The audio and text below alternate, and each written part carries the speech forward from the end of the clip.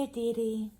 Tonight's story is The Berenstain Bears and the Truth by Stan and Jan Berenstain.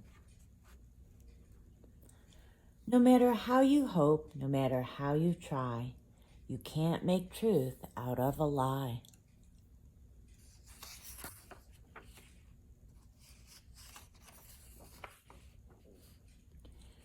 It was a lazy sort of day in bear country. The air was so still that the leaves on the big treehouse where the bear family lived were hardly rustling, except in the beehive where the bees were always busy. Nothing much seemed to be happening. It was the sort of day that sometimes leads to mischief. Inside the treehouse, Brother and Sister Bear were sitting around, not doing anything in particular. Brother was holding his soccer ball. He'd become interested in soccer and had been outside practicing free kicks. Sister was relaxing in an easy chair, thinking about what to do next. Neither Papa nor Mama Bear was around. Papa was in his shop working on some furniture, and Mama was out shopping.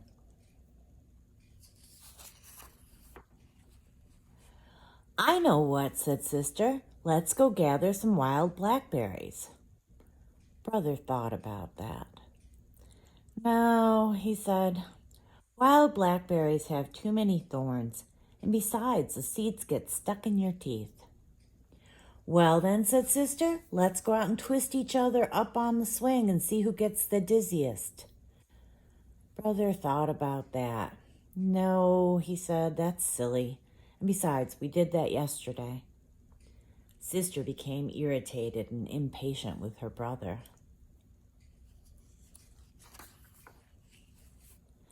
"My goodness," she complained, "you don't want to do anything.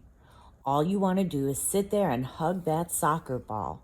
I think you must be in love with that soccer ball." "I am not," protested Brother. "But I'll tell you something. I bet I can dribble this ball past you."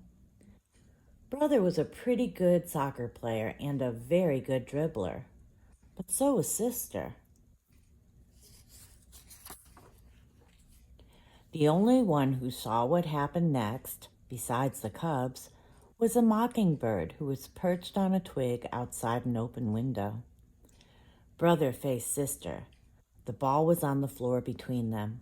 First, Brother moved the ball with his right foot, then with his left, trying to trick Sister out of position. Then, quick as a flash, he gave the ball a sharp kick with his right. It almost worked, but Sister was fast, too. She reached out with her knee and blocked the ball, which bounced against a bookshelf, against a chair, against a footstool, and into Mama's most favorite lamp, which fell to the floor with a crash.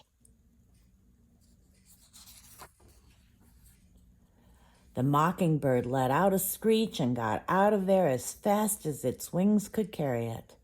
As it flew away, it saw Mama Bear returning from the marketplace.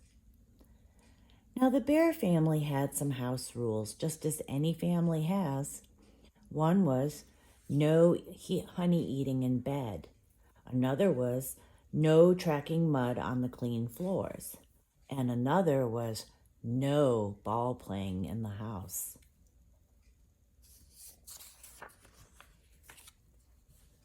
What to do?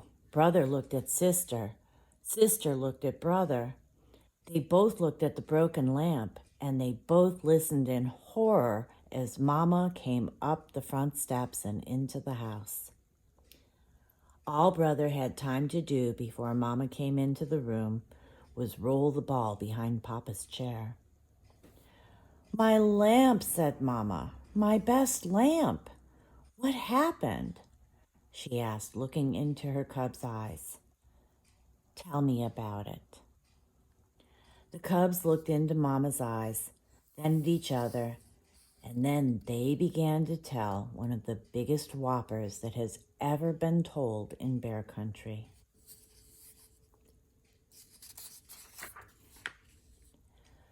It was a bird, began Brother.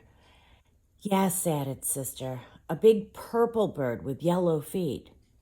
And green wingtips, added Brother. And funny-looking red feathers sticking out of its head, said Sister as a finishing touch. As most lies do, the purple bird whopper got bigger and bigger and bigger.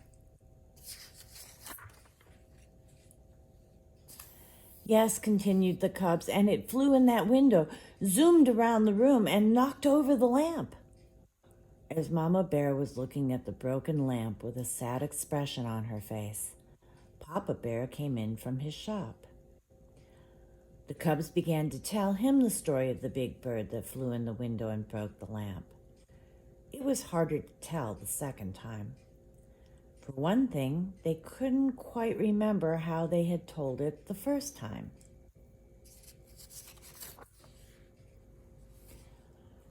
You've got me confused, said Papa. Was it a purple bird with green wingtips and yellow feet, or a yellow bird with purple wingtips and green feet?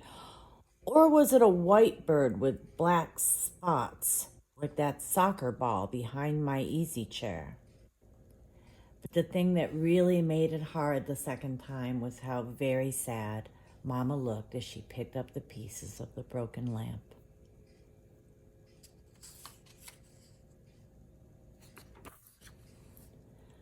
Mama, we're really sorry about the lamp, said Brother. Oh, yes, said Sister, picking up the last piece and putting it in the dustpan. Oh, said Mama, I'm not worried about the lamp. We can always get another lamp, or we can glue this one back together. What I'm sad about is the thought that maybe, just maybe, my cubs, whom I have always trusted, aren't telling me the truth. And trust is not something you can put back together again. Both cubs started to talk at once. It wasn't a bird, said Sister. It was a soccer ball. And it was all my fault, shouted Brother.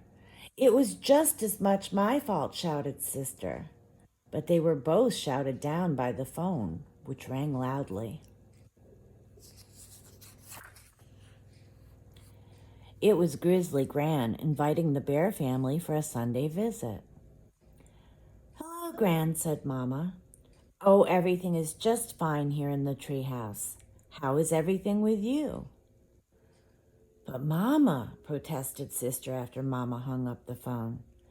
You told Gran that everything is fine here, and that isn't really the truth. Oh, but it is, answered Mama. We've got two fine cubs who have just learned a very important lesson about telling the truth. And what could be finer than that? Now, let's help Papa glue the lamp back together.